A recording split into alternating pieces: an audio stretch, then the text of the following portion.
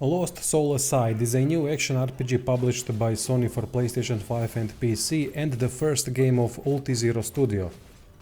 Played it for about 7 hours, so this is an early review, not a full review.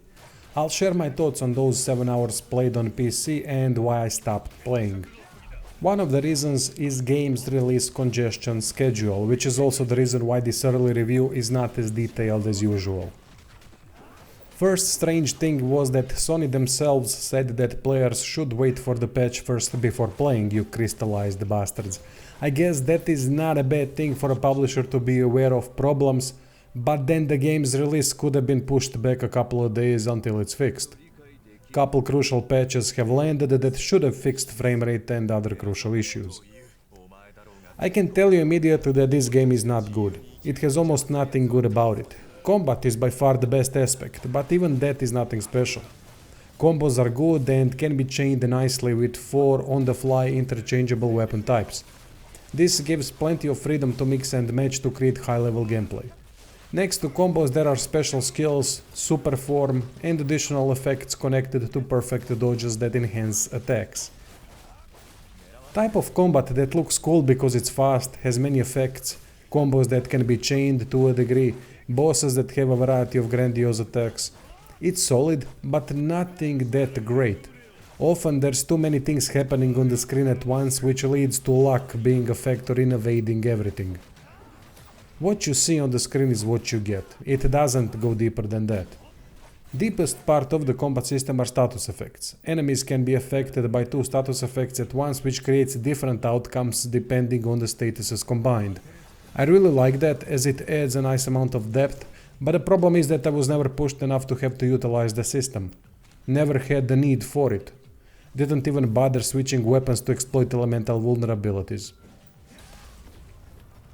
Enemies are divided into melee and ranged, strong who are shielded and regular. Encounters have decent mixing of enemies where paying attention to more things than one is necessary. There are additional interactive things like traps that can help the player and are at times necessary to prevent instant death. Such objects do add to the dynamic and are not a bad addition at all. It can change how the fights play out when the focus needs to change quickly to immediate dangers.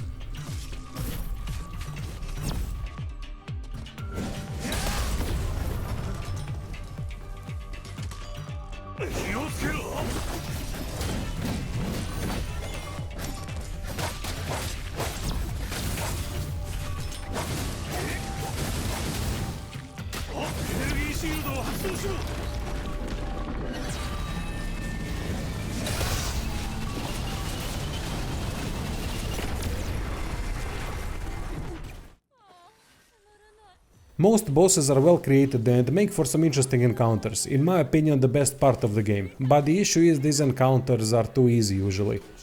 I fought the first 4 bosses with a self-made challenge of not consuming anything, including healing potions, and it made for some tough encounters.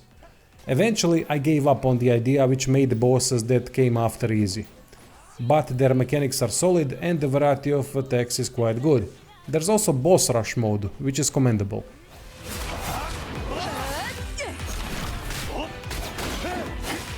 気の悪いやつなんだ。ホワイトクラウドだ。これまでに主が倒してきた将軍たちは奴の足元にも及ばず気をつけるのだぞテイさん。身を守れ。分かった。彼の推認を軽んじるとは何事だ。こ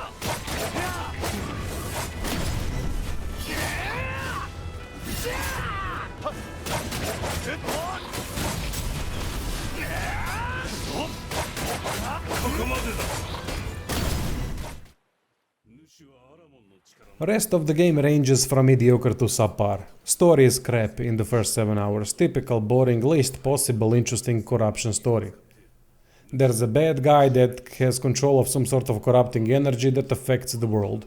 There's also monsters that come with it and of course crystals everywhere that seem to just have to be there in most JRPGs. What the hell is their obsession with crystals over there? Have you noticed as well that crystalline structures and environments are so frequent in JRPGs? Then the bad guy is trying to get out of his prison, so we have to deal with the seals that are keeping him there. Or maybe he is already out. I don't know what is it with devs and corruption stories. If I was the head of the studio and the writer came up with such a generic corruption story, they would be fired immediately.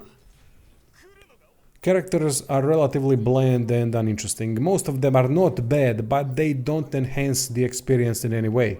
They are there as filler, mostly. Dialogue is not particularly interesting either, predictable as well. So it makes it hard to connect with anyone or anything. And who names a dragon Arena? Name appeal is a subjective thing, I get it. But Arena? Come on. Name is as creative as the story. 異次元には我アリーナ教との融合を果たした主しか入ることはできぬ。やってやるさ。私も今のあなたのようにアリーナと共にだ。我が忘れろ。今のあなたはまるで風に揺れるローズ。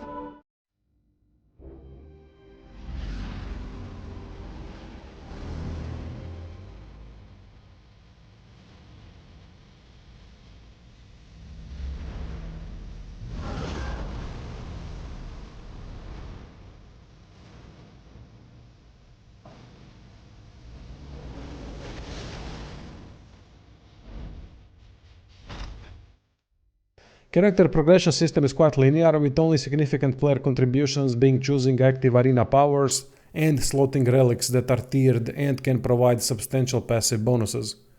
Again, not a bad system, but there's nothing specifically good about it. Lacks the freedom of choice when it comes to leveling weapon skill trees due to their linearity, but gives enough relic freedom choices.